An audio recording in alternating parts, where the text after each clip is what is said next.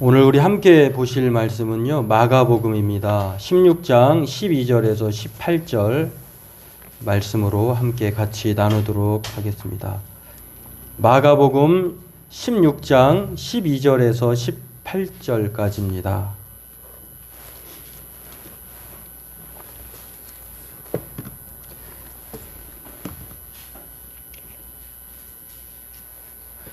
우리 함께 같이 읽도록 하겠습니다. 한 절 우리 함께 합독하겠습니다. 그 후에 그들 중 두 사람이 걸어서 시골로 갈 때에 예수께서 다른 모양으로 그들에게 나타나시니 두 사람이 가서 남은 제자들에게 알리었으되 역시 믿지 아니하니라. 그 후에 11 제자가 음식 먹을 때에 예수께서 그들에게 나타나사 그들의 믿음 없는 것과 마음이 완악한 것을 꾸짖으시니 이는 자기가 살아난 것을 본 자들의 말을 믿지 아니함일러라. 또 이르시되 너희는 온 천하에 다니며 만민에게 복음을 전파하라. 믿고 세례를 받는 사람은 구원을 얻을 것이요 믿지 않는 사람은 정죄를 받으리라. 믿는 자들에게는 이런 표적이 따르리니 곧 그들이 내 이름으로 귀신을 쫓아내며 새 방언을 말하며 뱀을 집어 올리며 무슨 독을 마실지라도 해를 받지 아니하며 병든 사람에게 손을 얹은즉 나으리라 하시더라. 아멘. 우리 함께 서로 인사하겠습니다. 예수님은 부활하셨습니다. 평안하십시오. 네. 오늘 이 마지막 말씀 17절, 16절에서 18절 말씀은요. 부활을 믿고 또 부활의 주님을 만난 사람에게는 어떤 정죄도 없다. 그리고 그런 사람들에게는 표적이 따를 것이다. 귀신을 쫓아내고 새 방언을 말하고 뱀을 집어 올리며 무슨 독을 마실지라도 해를 받지 않는다.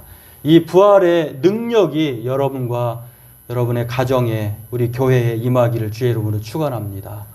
이 부활은 엄청난 사건이에요. 우리가 조금 아팠다가 낫기만 해도 얼마나 기쁜지 모릅니다. 또 없다가 또 생겨나게 되면 그 또한 기쁨을 비교할 수 없습니다. 그런데 이건 완전히 차원이 다른 것입니다. 죽었다가 살아나는데 영원히 죽지 않는다.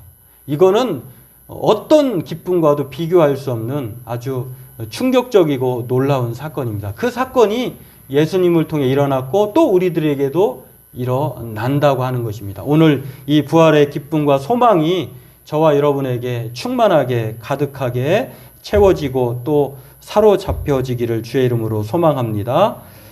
부활의 아침인데요. 이 부활하신 주님께서 무덤에 찾아온 여인들. 사실 부활이라고 하는 것은 우리가 신앙을 고백할 때 사도신경에 장사된 지 사흘 만에 다시 살아나셨다라고 하는 고백을 하잖아요. 그리고 또 맨 밑부분에 가보면 몸이 죄를 용서받는 것과 몸의 부활과 영생을 믿습니다. 라고 하는 사도신경에 2번이나 강조되어 있어요. 이거는 기독교 신앙의 핵심 중의 핵심이에요. 이 부활이 없다면 우리가 교동문에서도 봤습니다만 아주 불쌍한 사람들이에요. 부활이 없는데 이 세상이 전부라고 생각할 수 있는데 부활이 있다고 하니 아무렇게나 살 수도 없고 또 부활이 있기 때문에 힘들고 어려워도 참고 견디고 믿음으로 살아갈 수 있다고 하는 것. 참 놀라운 사건인데요. 이 부활을 통해서 예수님을 믿지 못했던 모든 사람들이 다 그랬어요. 예수님께서 갈릴리에 계실 때에 3번씩이나 또 여러 번에 걸쳐서 죽음 임박 전에도 내가 사흘 만에 사흘째 되는 날, 정확하게 얘기하면 사흘이 시작되는 그 첫 시간에 예수님이 부활하신 거예요. 3번째 되는 날, 새벽 미명에, 안식 후 첫날. 그러니까 우리가 시간을 얘기하면은 1시부터 12시까지 이렇게 말할 수 있는데 예수님이 그 정도로 긴박하게 부활하셨다고 하는 사실을 알려줘요. 오늘 이 여인들과 그거를 믿지 못하고 찾아왔던 빈 무덤에 머물렀던 여인들, 그리고 부활을 믿지 못한 11 한 명의 제자들, 그리고 예루살렘에 올라왔다가 내려가는, 시골로 내려가는, 엠마오로 내려가는 두 제자들에게 오늘 예수님은요 철저하게 자신이 부활했다고 하는 사실을 알려주시면서요 그 인사말을 건네주십니다. 카이레테, 카이로라고 하는 동사 원형에 너희들 평안하냐? 카이레테라고 하는 그 말을 사용하셨어요. 우리가 유대인의 인사말이 몇 가지가 있거든요. 우리가 잘 아는 샬롬이라고 하는, 이거 히브리인들만 사용하는 그 말이에요. 샬롬이라고 하는 말은 안녕하세요, 반갑습니다, 이런 뜻이에요. 근데 샬롬이라는 말을 하지 않았어요. 다른 우리가 인사할 때 안녕하세요, 반갑습니다, 처음 뵙겠습니다, 고맙습니다, 이런 여러 가지 인사가 있듯이 유대인들에게 가장 일반적인 게 샬롬인데 그 말을 사용하지 않습니다. 카이레테라고 하는 말을 사용했는데 왜 이 말을 사용하셨을까? 이 샬롬이란 말을 우리가 헬라어로는 에이레네라고 하는데 그 에이레네도 아니고 카이레테라고 하는 말을 사용하는 데에는요 두 가지 이유가 있다고 저는 생각을 합니다. 첫 번째는 로마 군인들이 예수님을 십자가에 못 박을 때에 유대인의 왕이여 평안하뇨 이렇게 비아냥거렸어요. 너 곧 죽을 거야, 너는 다시 살아나지 못해, 이런 인사말을 하는 것을 마태복음 27장 29절에 나옵니다. 유대인의 왕이여 평안할지어다. 이때 사용한 단어가 카이레테예요. 그러면 예수님께서 이 말을 하신 이유는 너희들이 살아나지 못한다고 했던 내가 살아났다라고 하는 말을 보여주는 거예요. 또 하나의 이유가 있다고 생각합니다. 그것은 빈무덤을 찾아온 여인들과 시골로 내려가던 두 제자, 그리고 11명의 제자들이 모두, 로마인은 그렇다 치더라도요 예수님을 믿고 따랐던 사람들이라고 하면, 그렇게 말씀까지 해 주셨다고 하면 믿었어야 되는데 두려웠어요. 그리고 불안했습니다. 근심에 쌓였습니다. 실패했다고 생각해서 낙항합니다. 원래 있던 직업으로 돌아가고자 그렇게 갔습니다. 그런데 또 의심하던 사람들도 있었습니다. 이런 상황에서 예수님께서 안심하라, 카이레테, 평안해라, 모든 게 사라질 것이다, 괜찮다, 이렇게 말씀하시는 거예요. 오늘 그런 면에서 이 부활은요 정신적으로나 육체적으로 아무 탈이 없는 평안의 상태라고 하는 것입니다. 그렇기 때문에 이 부활이 저와 여러분에게도 그대로 그렇게 나타나시기를 그렇게 소망하면서 그렇게 믿으시기를 바랍니다. 내가 살아있으니 크게 기뻐하라 라고 하는 말이 카이레테, 평안하뇨, 이 말이에요. 오늘 예수님의 부활로 여러분의 삶이 안심되고 평안하실 줄로 믿으시길 주의 이름으로 축원합니다.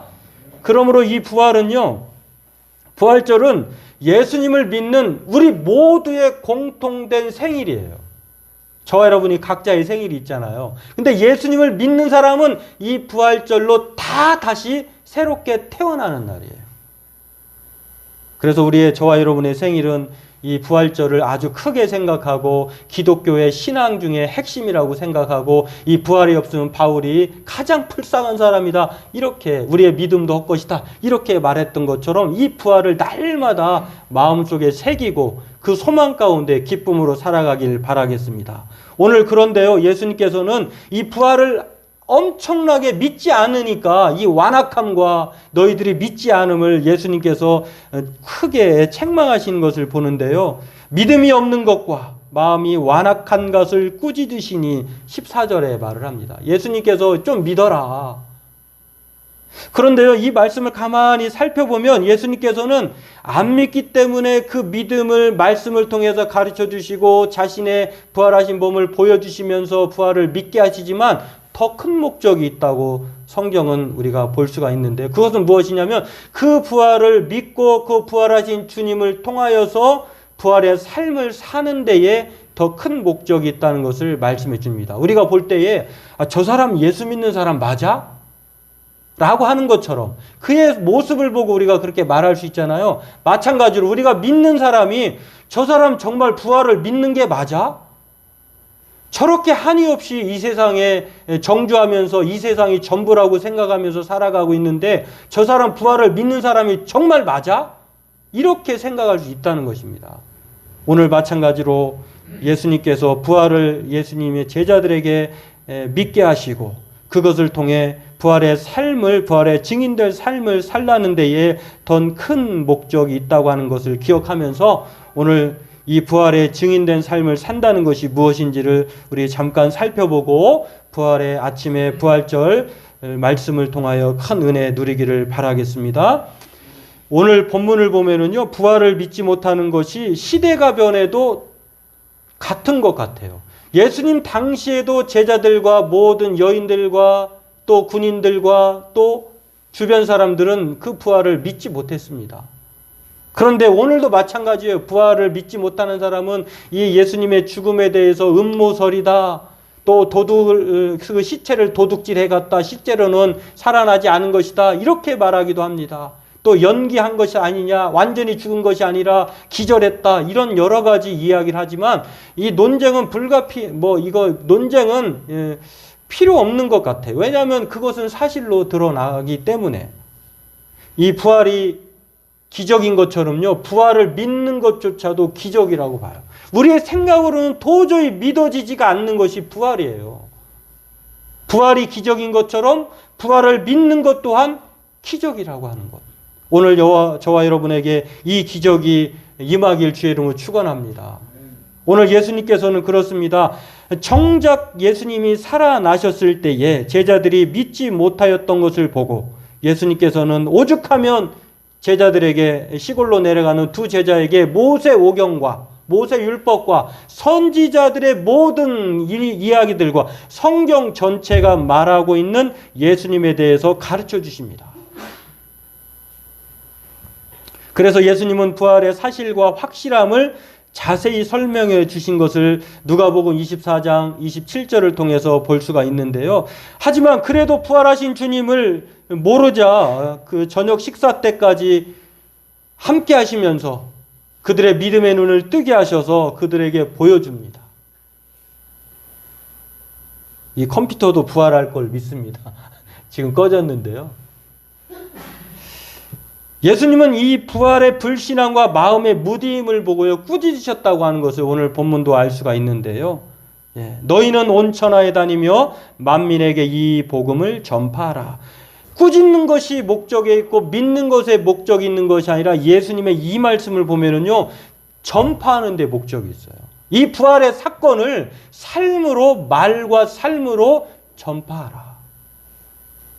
예수님을 믿게 하셨을 뿐만 아니라 부활의 증인으로 살 것을 말씀하시는 것을 볼 수가 있습니다. 그렇다면 부활의 증인된 삶을 사는 것은 어떤 삶을 말하는 것일까? 여러 가지 말할 수 있겠습니다만 한 가지를 대표적으로 뽑으라고 하면은 마치 한 알의 밀알이 땅에 떨어져 죽으면 많은 열매를 맺는 것처럼 우리가 이 부활의 예수님을 우리의 마음에 모시고 살아가는 것이 부활의 삶을 사는 것이라고 말할 수 있겠습니다. 다시 말해서 예수님의 마음을 품고 사는 것이라고 성경은 말을 하고 있다고 하는 것입니다. 믿기는 믿는데 예수님의 마음을 품고 살지 않아요. 그것이 아니라 부활의 믿음이라고 하는 것, 부활의 삶이라고 하는 것은 우리의 삶의 중심에 예수님이 계시는 것입니다. 요한복음 12장 24절에 PPT 62번에 이렇게 말합니다. 내가 진실로 너희에게 이르노니 진실로 한 알의 밀이 땅에 떨어져 죽지 아니하면 한 알 그대로 있고 죽으면 많은 열매를 맺느니라. 죽는 씨앗이 있고 죽지 않는 씨앗이 있는데 죽어야 열매를 맺는 거예요. 예수님을 똑같이 믿는데 저 사람은 예수로 말미암아 죽지 않아요. 열매가 없어요. 근데 죽으면 많은 열매가 있다는 것입니다. 이것을 바울 사도는요, 예수님의 마음을 품고 사는 것에 대해서 이전에는 내 생각, 내 마음대로 살았지만 이제 이후로는 부활하신 주님을 만난 이후로는 내 안에 부활하신 주님과 함께 사는 것이다. 갈라디아서 2장 20절에 이렇게 말을 하고 있습니다. 내가 그리스도와 함께 십자가에 못 박혔나니 그런즉 이제는 내가 사는 것이 아니요 오직 내 안에 그리스도께서 사시는 것이라. 이제 내가 사는 것은 육체 가운데 사는 것은 나를 사랑하사 나를 위하여 자기 자신을 버리신 하나님의 아들을 믿는 믿음 안에서 사는 것이라. 그렇습니다. 부활을 산다는 것은요, 부활의 증인된 삶을 산다고 하는 것입니다. 과거의 존재, 과거의 모습 그대로 사는 것이 아니라 부활의 주님을 만난 새 생명 가운데 사는 것이에요. 하늘의 미랄이 땅에 떨어져 죽고 변하는 것처럼 오늘 이 부활의 주님의 생명의 빛 아래 그렇게 살아가는 새롭게 변화된 삶을 사는 부활의 증인된 저와 여러분 되길 주의 이름으로 소망합니다. 클래식 음반 중에서요 1000만 장 이상 팔린 음반이 2장 있다고 합니다. 물론 이제 요즘에는 새로운 것들이 나올 수도 있겠습니다만 하나는 이탈리아 로마에서 있었던 3대 테너의 공연이에요. 또 하나는 미국에서 LA에서 열린 3대 테너의 공연 실황인데요. 모두 이 세계 3대 테너라고 불리는 그런 사람들의 그러한 공연이었다고 하는데요. 오늘 이 그림을 보면 전에 거 한번 볼까요? 이분이 가운데 있는 사람이 가장 먼저 돌아가신, 그리고 두 분은 살아계세요. 루치아노 파바로티라고 하는 이탈리아 출생지고요. 여러분이 보는 좀 통통하신 분, 잘생긴 분, 그분이 프라시도 도밍고라고 하는, 그리고 여러분이 보기에 왼쪽에 있는 분 호세 카레라스. 이 두 분은 현존에 나이가 좀 많이 드셨긴 했습니다만 이 세 분이요 처음부터 이렇게 친한 게 아니에요. 라이벌 경쟁 관계에 있었어요. 뭐 옛날에 요즘으로 얘기하면 우리나라로 비교해서 어떨지 모르겠습니다만 라이벌 구도가 있어야 서로 그렇게 상승작용을 하잖아요. 그런 것처럼 이분들은 아주 적대적인 경쟁 관계였어요. 그런데요, 특히 가운데 분 말고 여러분이 보시기에 왼쪽 맨 가에 있는 분들은 서로 경쟁 관계 적대의 극치의 사람들이었어요. 왜냐하면 이 두 사람들은요 스페인 사람인데 한 사람은 도밍고라고 하는 플라시도 도밍고라고 하는 사람은 스페인 마드리드 출생지예요. 그리고 한 사람은 스페인 카탈루냐라고 하는 이 스페인이 지배한 나라의 자치국이에요. 서로 앙숙관계예요. 나라로 보면.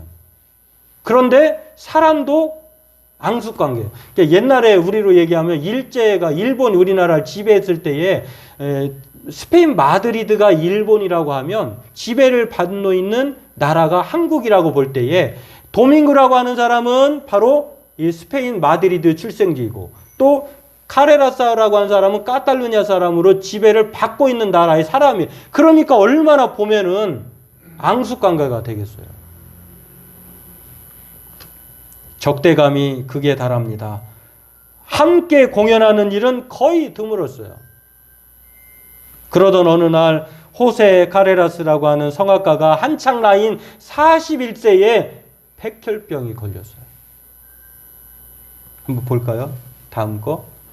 이분이 카레라스가 오른쪽에 있는 맨 위에 있는 그분이. 근데 이분이 41살에 백혈병이 걸린 거예요. 성악가로서 한창 나이인 41세에 41세에 그 백혈병이 걸렸으니 치료를 위해 골수 이식밖에 없었다고 합니다. 투병 생활을 하느라 모아둔 모든 재산과 명성을 다 날려버렸어요. 그때도 경쟁자인 도밍고는 여전히 승승장구하고 있습니다. 카레라스는 그런 도밍고를 볼 때마다 아프기도 한데 질투가 너무 고통스러운 거예요. 병은 점점 악화되었고 카레라스는 절망 속에서 하나님께 이렇게 기도합니다. 하나님, 만약 제게 다시 노래할 기회를 주신다면 이제는 저를 위해 노래하지 않고 하나님을 위해 노래하겠습니다. 그는 마침 스페인 마드리드 지역의 백혈병 환자를 구제하는 일을 하던 에르모사라고 하는 재단을 통해서 백혈병 치료에 도움을 받습니다. 그리고 그 재단을 통해서 놀랍게도요, 하나님께서 기도의 응답이셨는지 어떻는지는 모르지만 놀랍게도 이 백혈병이 치료가 되었어요. 그리고 영국의 코벤트 가든 무대에서 재기에 성공합니다. 백혈병을 이겨내고 다시 왕성하게 활동하는 카레라스에게 사람들은 열렬한 응원과 환호를 보냅니다. 다시 수입이 생기게 되었어요. 그리고 자신에게 도움을 주었던 제단에 감사의 사례를 하고자 찾아갑니다. 그러나 설립자가 누구인지를 알 수가 없습니다. 수소문 끝에 제단의 이사장을 알아냈는데요. 이 카레라스가 깜짝 놀랐어요. 제단의 이사장을 보니까 자신의 적대자였던 스페인 마드리드 출신 플라시토 도밍고가 그 사람의 이사장인 거예요. 제단에. 백혈병이 걸려 치료받았던 그 시기가 설립 시기와도 맞아요. 이상하다. 도밍고는 카레라스가 자신의 도움을 거절할 줄 알고요. 익명으로 모르게 그 백혈병이 걸렸다고 하는 카레라스의 소식을 듣고 제단을 만든 거예요. 오로지 그 한 사람을 살리기 위해서. 그리고 몰래 후원한 것을 볼 수가 있습니다. 이 사실을 알게 된 카레라스가 엄청난 충격을 받습니다. 어느 날 도밍고의 공연이 끝나고 찾아갑니다. 그리고 앵콜 외칠 때에 무대 위로 올라갑니다. 카레라스가. 그리고 용서를 구하는 거예요. 이게 용서를 구하는 장면이에요. 도밍고가 놀라서 카레라스를 일으켰고 둘은 서로 그렇게 부둥켜 안고 함께 앵콜송을 불렀다는 것입니다. 이 일을 계기로요. 1990년 7월 7일 세계 3대 터너가 이 두 사람이 서로 앙숙인데 3대 테너가 모이면 얼마나 사람들이 환호하고 기뻐하고 그 환상의 소리를 듣겠어요. 근데 이 두 사람이 그렇게 앙숙 관계이니까 가운데 있는 루치아노 파바로티만 좀 곤란한 거죠. 근데 이게 이 일 계기로 인해서 무대가 공연이 열리게 되었다고 하는 것입니다. 카레라스는 이후에 모든 공연의 수익금 일부를 에르모사 재단에게 기부합니다. 그러면서 카레라스가 이렇게 말을 했어요. 때로는 불행도 은혜가 될 때가 있다. 나는 투병 생활을 하고 난 후 남을 생각할 줄 아는 사람이 되었다. 이제 나는 단순한 노래만 부르는 사람이 아니다. 절망과 자기 연민에 빠진 사람들에게 소망을 주며 하나님을 증거하기 위해 노래한다. 카레라스가 백혈병으로 죽었다가 도밍고의 에르모사 재단으로 다시 살아난 것이에요. 살아난 이후에 이전과는 다른 사람으로 그전에는 자기만 생각하고 명성과 돈을 위해 노래 부르던 이 호세 카레라스가 이제는 절망과 시리에 빠진 사람을 위해 노래하는 거예요. 하나님의 복음을 전한 사람으로 변화된 삶을 사는 것입니다. 부활의 삶을 살게 된 것입니다. 그렇습니다. 이 부활을 진심으로 믿는 것은요, 우리가 주님의 손과 발이 되어서 살아간다는 거예요. 이제 예수님은 부활하셔서 승천하셨어요. 그리고 이 땅에 부활의 증인된 우리들을 남겨놓으셨다고 하는 것입니다. 그렇다고 하면 이 부활의 삶을, 부활하신 주님을 우리가 어떻게 알릴 수 있을까? 우리가 예수님의 손과 발이 되어 그 부활의 주님을 알리는 것입니다. 그래서 바울은 이제는 내가 사는 것이 아니라, 이전에 내가 사는 것이 아니라 부활의 주님이 내 안에 사는 것이다. 부활의 믿음으로 사는 것이라고 갈라디아서 2장 20절에 말을 한 것입니다. 16세기의 스페인 사람 로올라의 성 이그나티우스가 한 유명한 말이 있어요. 한번 볼까요? 우리 한번 같이 읽어보겠습니다. 모든 것이 하나님께 달린 것처럼 믿으십시오. 모든 것이 당신한테 달린 것처럼 행동하십시오. 이 말이 정말 적절한 말이에요. 모든 것이 하나님께 달린 것처럼 믿어야 돼요. 모든 것이 우리의 행동에 달린 것처럼 우리는 살아야 돼요. 그게 바로 부활을 맞는 우리들의 모습이라고 하는 것입니다.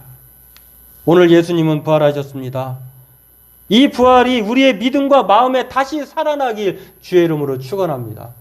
1년에 하루의 행사가 아니라 우리의 변화된 삶을 통해 그 부활이 진정으로 나타날 때 예수님의 부활은 진정한 부활의 삶이 될 것입니다. 오늘 부활의 삶이란 내가 예수다. 나를 봐라. 그런 정신으로 사는 것이에요. 우리가 사는 정신과 삶의 모습을 보고 세상은 부활을 믿기도 할 것이고 부활은 없네.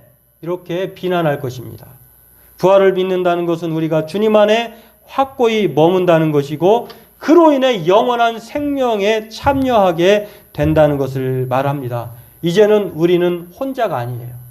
부활하신 주님이 성령을 선물로 주셔서 우리 안에 내주하셔서 부활의 삶을 살아가게 하십니다. 오늘 이 부활의 주님이 우리 안에 계심을 믿고 이 주님이 우리에게 참 증인된 삶을 살아가라고 하신 것처럼 이 소명과 책임을 가지고 살아가는 저와 여러분 되길 주의 이름으로 축원합니다.